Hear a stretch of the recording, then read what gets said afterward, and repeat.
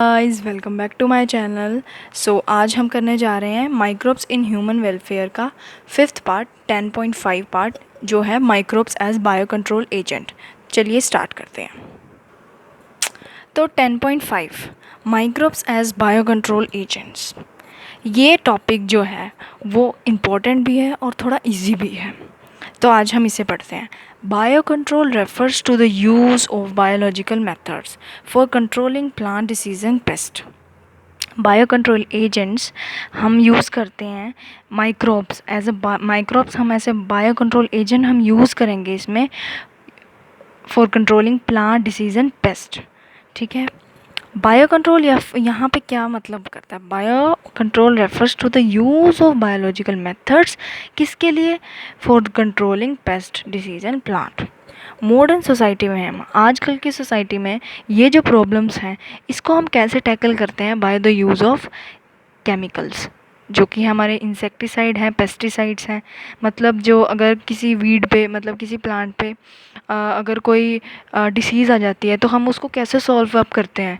हम उन स्प्रे करते हैं, इंसेक्टिसाइड और पेस्टिसाइड स्प्रे करते हैं आजकल की मॉडर्न सोसाइटी में। लेकिन ये हमारे लिए जो हमारे these chemicals are toxic and extremely harmful, ये हमारे लिए बहुत हार्मफुल हैं टू ह्यूमन बींग्स, एनिमल्स के लिए भी, and have been polluting environment. हमारे एनवायरनमेंट को भी पोल्यूट करते हैं, जैसे soil, ground water, fruits, vegetables और क्रॉप प्लांट्स।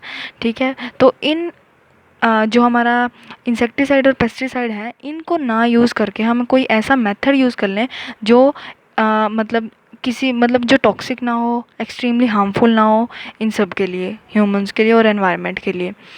तो वो हम बायो कंट्रोल में पढ़ते हैं। और ये हमारी सॉइल भी इनसे ख़राब होती है। Our soil is also polluted too, we decide to remove weeds, we decide हम यूज़ करते हैं। Biological control of pest and disease. In agriculture, there is a method for controlling pest that relies on natural predation rather than introducing chemicals.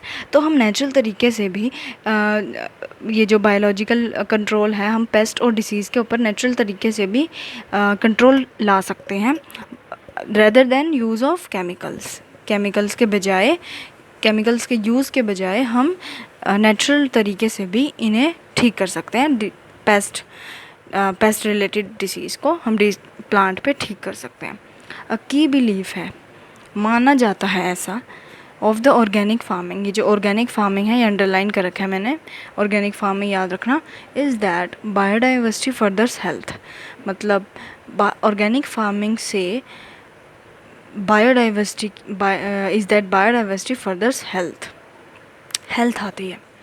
The more variety a landscape has, the more sustainable it is. The organic farmer works to create a system. ऐसा काम कर रहे हैं वो, ऐसा system create कर रहे हैं where the insects that are sometimes called pest not eradicated but instead at kept manageable levels by a complex system of checks and balance within a living and vibrant ecosystem. Organic farming में कुछ नहीं है, बस organic farming में हम जो क्या कहते हैं इंसेक्टिसाइड, पेस्टिसाइड, मतलब जो हमारे केमिकल्स हैं हम उनको यूज़ नहीं करते हैं। ऑर्गेनिक तरीके से हम ये जो डिसीज़ पर, प्लांट की डिसीज़ पर काबू पाते हैं, कंट्रोल रखते हैं। कैसे? Contrary to conventional farming practice. Conventional farming practice को मैंने यहाँ पे अंडरलाइन किया है। ऑर्गेनिक फार्मिंग में हम पेस्टिसाइड, केमिकल्स यूज़ नहीं करते हैं। कन्वेंशनल फार्मिंग प्रैक्टिस में हम केमिकल्स का यूज़ करते हैं जो किसको किल कर देता है? To kill both useful to kill both useful and harmful life. दोनों लाइफ को मार देता है कन्वेंशनल यूज़ जो हम करते हैं कन्वेंशनल तरीके से, मतलब कन्वेंशनल फार्मिंग प्रैक्टिस जो हम यूज़ करते हैं, जो इसमें केमिकल्स यूज़ होते हैं, वो दोनों लाइफ को ख़त्म कर देता है, जो हार्मफुल थी वो भी, और जो हमारा, देखो जैसे एक प्लांट है, हम प्लांट के ऊपर केमिकल्स का यूज़ करते हैं, इंसेक्टिसाइड या पेस्टिसाइड, उसको अगर कोई कीड़ा या कोई पेस्ट उसकी डिसीज़ कोज कर रहा है तो कीड़े से बचाने के लिए या पेस्ट से बचाने के लिए हम वो छिड़काव करते हैं केमिकल्स का। तो वो जो हमारे केमिकल्स होते हैं वो प्लांट के लिए तो हानिकारक हैं ही, और मतलब जो हमारी सॉइल है या इन्वायरमेंट है उसको भी हानिकारक करती है। So, this is a holistic approach that seeks to develop an understanding of the web of interaction between the myriad of organisms that constitute the field flora and fauna. The organic farmer holds the view that the eradication of the creature are often described as pest is not only possible but also undesirable. But for without them, for the beneficial predatory and parasitic insects which depend upon them as food host would not be able to survive. इसमें क्या कहते हैं, organic farming ये मानती है जैसे हम insecticide या कन्वेंशनल फार्मिंग प्रैक्टिस का यूज़ करते हैं जिसमें केमिकल्स यूज़ होते हैं, वो क्या करते हैं उसमें पेस्ट को तो मार देते हैं, लेकिन पेस्ट से रिलेटेड जो उन्हें जो देखो एक प्लांट है, अगर उस पर कोई एक पेस्ट आके डिसीज़ कोज करता है तो हम इंसेक्टिसाइड से पेस्टिसाइड से उस इंसेक्ट को तो मार देंगे, उस पेस्ट को तो मार देंगे, लेकिन उस पेस्ट को खाने वाला जो है उसकी जो फूड साइकिल चल रही है वो अपने आप मर जाता है। उसने तो हमारे प्लांट्स का कुछ नहीं बिगाड़ा, तो वो भी मर जाता है।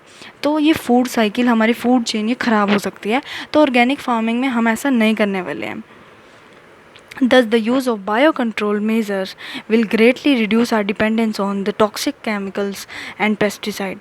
ये इंपॉर्टेंट है। An important part of the biological farming approach, कई बार क्वेश्चन में आता है what is the farming approach, ऐसे बोर्ड्स के एग्ज़ाम में आता है बायोलॉजिकल फार्मिंग अप्रोच बताओ, तो वहाँ पे आपको ये चीज़ लिखनी है, is to become familiar with the various life forms that inhabit the field, predator as well as pest, and also their life cycle patterns of feeding and habitats that they prefer. They will help develop appropriate means of biocontrol. इसमें यही था कि हम organic farming कैसे use करते हैं rather than the use of biochemicals, जो हमारी केमिकल्स फर्टिलाइज़र्स हैं उनका यूज़ हटा के हम ऑर्गेनिक फार्मिंग कैसे यूज़ कर सकते हैं, उसमें ये अप्रोच था फार्मर्स का for the approach of organic farming. अब जो इम्पॉर्टेंट पार्ट यहाँ से स्टार्ट हुआ है वो है हम क्या क्या यूज़ करते हैं ऑर्गेनिक फार्मिंग में कंट्रोल करने के लिए। एनसीईआरटी में कुछ 3 एग्जाम्पल दिए गए हैं, चलिए उन्हें पढ़ते हैं। The very familiar beetle with red and black markings, the ladybird and dragonflies are useful to get rid of aphids and mosquito respectively. ये जो ब्लैक रेड मार्किंग वाली है वो लेडी बर्ड है और ब्लैक मार्किंग वाली ड्रैगन फ्लाई है। ये यूज़ करते हैं हम टू गेट रीड ऑफ, मतलब निजात पाने के लिए किसका, एफिड्स और मॉस्किटो का रिस्पेक्टिवली, मतलब लेडी बर्ड एफिड्स का और ड्रैगन फ्लाई मॉस्किटो से। An example of biocontrol agent that can be introduced in the control of butterfly caterpillars is the bacteria Bacillus thuringiensis, often written as BT. ये important है, ध्यान से सुनिएगा। These are available in sachet as dried spores which are mixed with water and sprayed into vulnerable plants such as brassicas and fruit trees. ये bacillus थ्यूजेंसिस एक biocontrol method है या biocontrol agent है, हम शॉर्ट फॉर्म में इसे BT भी लिख देते हैं। तो इसे हम कैसे यूज़ करते हैं, ये मिलता कैसे है, they are available as in sachet spore, मतलब ऐसे पैकेट्स में मिलते हैं एज ए ड्राइड स्पोर, फिर हम उसे पानी के साथ मिक्स करके स्प्रे कर देते हैं किसी भी प्लांट्स के लिए, किसी भी प्लांट्स के ऊपर जिसको हम चाहते हैं कि उसको डिसीज़ ना हो। तो ये हमारा क्या है, ये bacillus thuringiensis as a bio control agent है। अब हम microbes as bio control agent पढ़ रहे हैं, तो सबसे पहला एनसीईआरटी में एग्जांपल बैसिलस थ्यूजेंसिस है। इसे हम पूरा डिटेल में 12th में भी पढ़ेंगे, 12th चैप्टर में, जहाँ पे इसकी पूरी डिस्कशन कर रखी है कि कैसे कैसे होता है। इसमें भी थोड़ा सा बता देती हूँ। बैसिलस थ्यूजेंसिस अवेलेबल कैसे है, as a sachet as dry spore which are mixed with water, spray कर देते हैं फिर उसे हम प्लांट्स पे, such as brassicas and fruit trees, example याद रख लेना ब्रेसिका एंड फ्रूट ट्रीज का, where they are eaten by insect larva. अब देखो, जब पहले पढ़ लेती हूँ। In the gut of larva the toxin is release and the larva get killed. The bacterial disease will kill the caterpillars but leave other insects unharmed. Because the development of methods of genetic engineering in the last decades or so, the scientists have introduced Bacillus thuringiensis toxin genes into plants. Such plants are resistant to attack by insect pest. BT cotton, one such example, which is being cultivated in some state of country, we'll discuss later in the chapter 12. ये important है कि BT cotton किससे control, मतलब BT control को हम कैसे use करते हैं, किसको कंट्रोल करने के लिए, इंसेक्ट पेस्ट को। ये इम्पॉर्टेंट है, याद रख लेना। अब देखो BT cotton sorry BT bacillus thuringiensis work कैसे करता है। अगर हमने इसको स्प्रे कर दिया प्लांट्स पे, अब जब भी इंसेक्ट का लार्वा, इंसेक्ट आके इसे खाएगा, पेस्ट आके इसे खाएगा, उस प्लांट को खाएगा, तो वहाँ पे स्प्रे हुआ है उस इंसेक्ट की बॉडी में। जैसे ही ये बैसिलस थ्रिंजेंसिस जाएगा, इसके पास, बैसिलस थ्रिंजेंसिस के पास एक जीन होता है जिसे हम क्राई जीन बोलते हैं। वो बैसिलस थ्रिंजेंसिस की बॉडी के अंदर इनएक्टिव फॉर्म में होता है, बट जैसे ही वो कोई इंसेक्ट उसे खाता है, उस प्लांट को खाता है, प्लांट पे तो वो हमने स्प्रे किया हुआ है ना, तो प्लांट से वो उसकी बॉडी के अंदर चला जाएगा, इंसेक्ट की बॉडी के अंदर चला जाएगा। तो जैसे ही इंसेक्ट की बॉडी के अंदर चल जाएगा, वो मर जाएगा इंसेक्ट। देखो क्या हुआ, ये इसके पास एक क्राई जीन था, मैंने कहा बैसिलस थ्रिंजेंसिस के पास एक क्राई जीन है जो इनकी बॉडी के अंदर इनएक्टिव फॉर्म में होता है, बट इंसेक्ट की बॉडी के अंदर जाते ही due to the gut of the larva, acidic nature of the gut of the insect, ये एक्टिव हो जाता है। जैसे ही ये क्राई जीन एक्टिव हुआ, वो इसके एपिथेलियल सेल के अंदर, माउथ के एपिथेलियल सेल के अंदर, गट के एपिथेलियल सेल के अंदर छोटे छोटे छेद करने लग जाता है, स्मॉल पोर्स करने लग जाता है, जिससे इंसेक्ट की डेथ हो जाती है। तो ये वर्क कैसे करता है मैंने आपको बता दिया। इसको अच्छी तरह से 12 चैप्टर में भी बताऊंगी कि कैसे ये वर्क करता है। नेक्स्ट हम एग्जांपल दे रखा है बायोलॉजिकल कंट्रोल। दूसरा एग्जांपल है बायोलॉजिकल कंट्रोल का, treatment of the plant disease of the fungus Trichoderma. तो ट्राइकोडर्मा जो स्पीसीज होती हैं, ये फ्री लिविंग होती हैं, fungi that are commonly found in the root ecosystem में। ये फंजाई होती हैं, वो फ्री लिविंग होती हैं, ट्राइकोडर्मा स्पीसीज।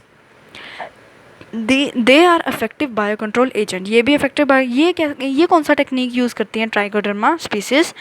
अगर कोई भी प्लांट के अंदर डिसीज़ होती है तो ये फंगस होती है, एसोसिएट भी कह सकते हैं, बट फ्री लिविंग लिखा हुआ है तो फ्री लिविंग होती है प्लांट की रूट इकोसिस्टम में।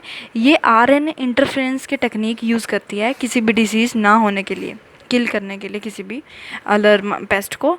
ये trichoderma RNA interference technique use करती है। ये भी टेक्निक मैं आपको लेटर ऑन पढ़ाऊँगी कैसे होता है। अब हम करते हैं baculovirus. Baculovirus are pathogens that attack insect and other arthropods. The majority of baculovirus used as biological control agent are in the genus Nucleopolyhedrovirus. ये baculovirus किस जीनस में आते हैं ये लर्न कर लीजिएगा, Nucleopolyhedrovirus। तो ये भी इंसेक्ट को किल करते हैं। इसका फंक्शन देखो, these virus are excellent candidate for specific narrow spectrum insecticidal application. They have been shown to have no negative impacts on the plants, animals और नॉन टारगेट इंसेक्ट कह सकते हैं। इनका बैकुलोवायरस जीनस जो भी है, बैकुलोवायरस पैथोजेंस का सीधा इफेक्ट किस पे जाता है, जो वायरस जो मतलब पेस्ट इसे मतलब पेस्ट जो है वो जो डिसीज़ क्रिएट कर रहा है उस पे जाता है इसका सीधा इफ़ेक्ट। ये नॉन टारगेट इंसेक्ट को या प्लांट्स को, मैमल्स को कोई हार्म नहीं करता। No negative impacts on others. This is especially desirable when beneficial insects are being conserved to aid in overall integrated pest management program. ये सारा कुछ integrated pest management program के अंडर आता है और ecological sensitive area is being treated. बस baculovirus था, इसका एग्जांपल था, इसे जीनस में था ये, और ये कैसे करता है, स्पेसिफिक इन नेचर होता है, ब्रॉड स्पेक्ट्रम नहीं, नैरो स्पेक्ट्रम होता है इसका। ये आप कुछ चीज़ें हैं इसके याद रख लेना। नेक्स्ट पार्ट में हम करते हैं माइक्रोब्स एज बायो फर्टिलाइज़र।